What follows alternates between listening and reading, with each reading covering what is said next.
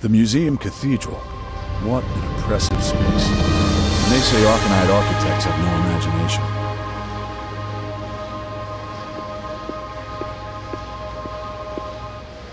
Wow. Now I know it was missing from the exhibition. What a colossus. This hexagonal section seems to have some kind of function.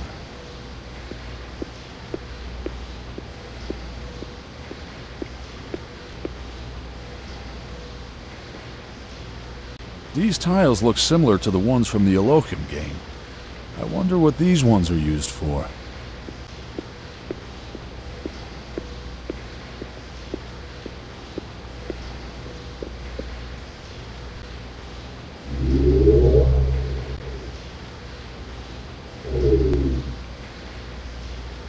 What a huge monster.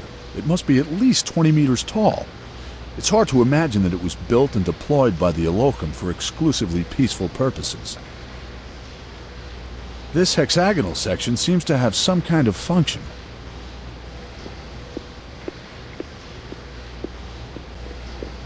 The door can only be opened from the other side. This museum certainly has a lot of security measures in place.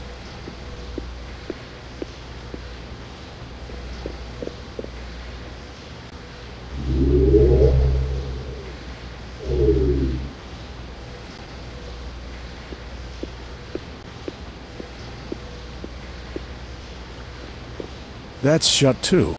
I should have guessed. A fairly ancient positronic lock. I'd need the right kind of key to open it.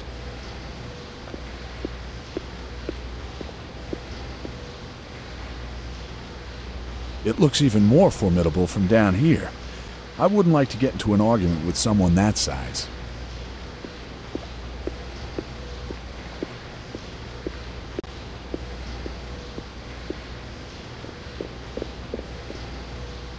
A contact tile.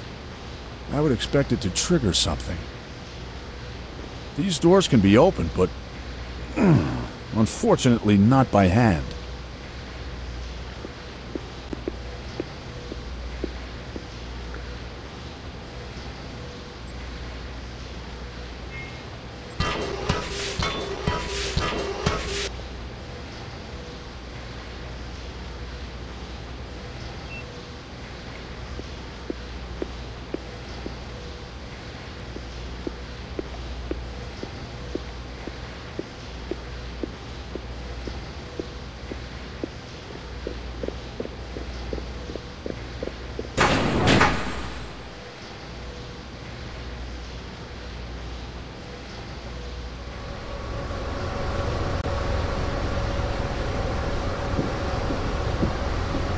It looks like a pumping station. But what's the reason for pumping this dishwater around? Maybe it's a water reservoir for the terraformers.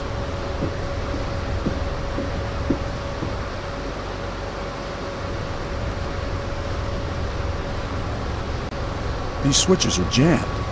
They can't be moved.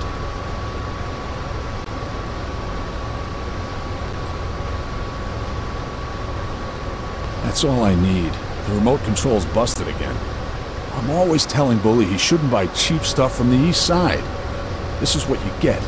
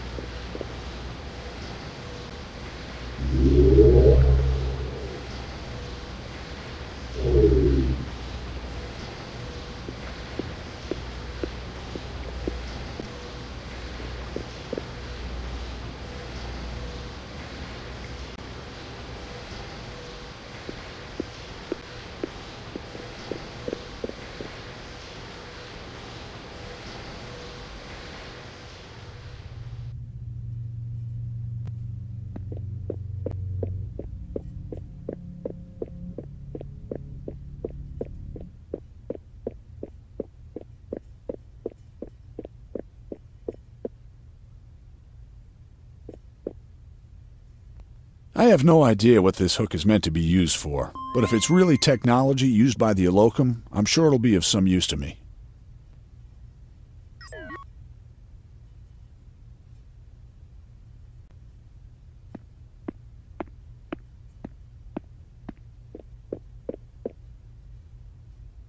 A lamp can always come in handy.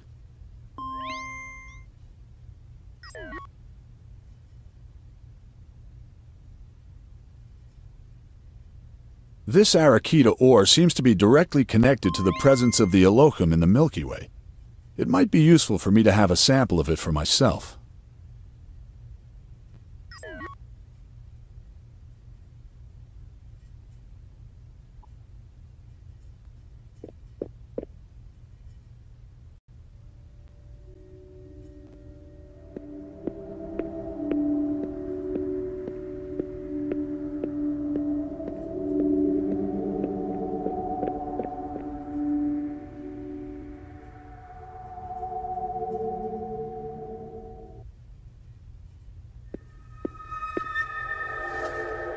Arcanite particle streams are just extremely unwieldy. This laser pointer is the only really usable thing on this weapon. A long-range white laser and therefore invisible.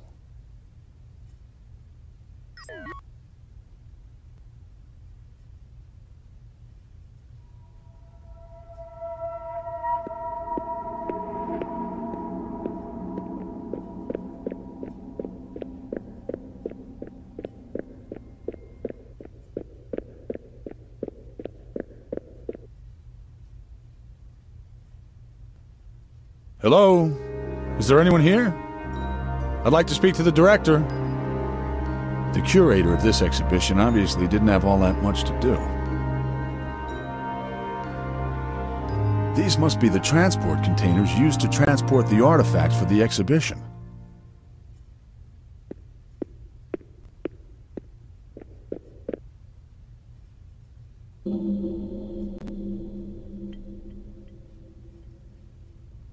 These object lifters are extremely handy.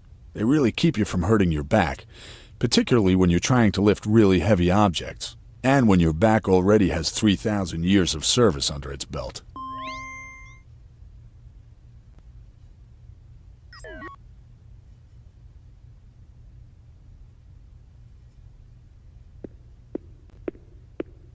It's a nice light considering it's artificially generated by several atomic suns.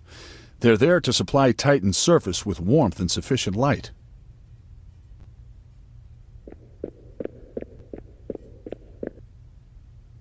A bird just flew in here. Hang on, though. Do birds actually exist on Titan?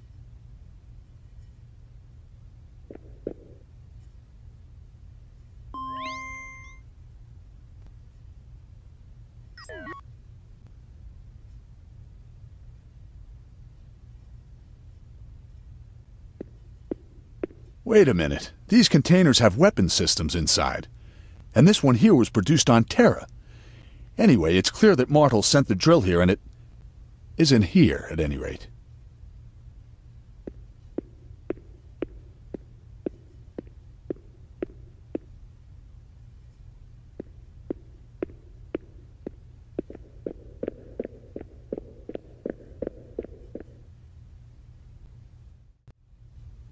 I'd never have thought I was so high up. The vast remains of the Titan steel fortress. Letricon the Mounder had it built for him when he was the ruler of the Milky Way. Later, one of its PET metal plinths housed his consciousness. But once we freed him and transplanted him into multi-cyborg, we were able to use the steel fortress for our own peaceful purposes.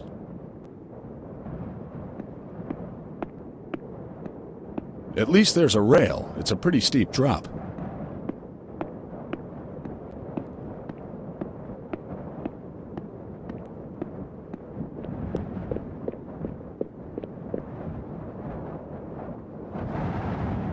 Well, it looked nice enough from the outside.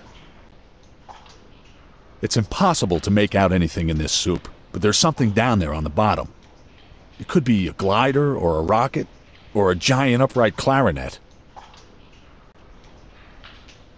Looks like a kind of cistern, but this could hardly be used as drinking water.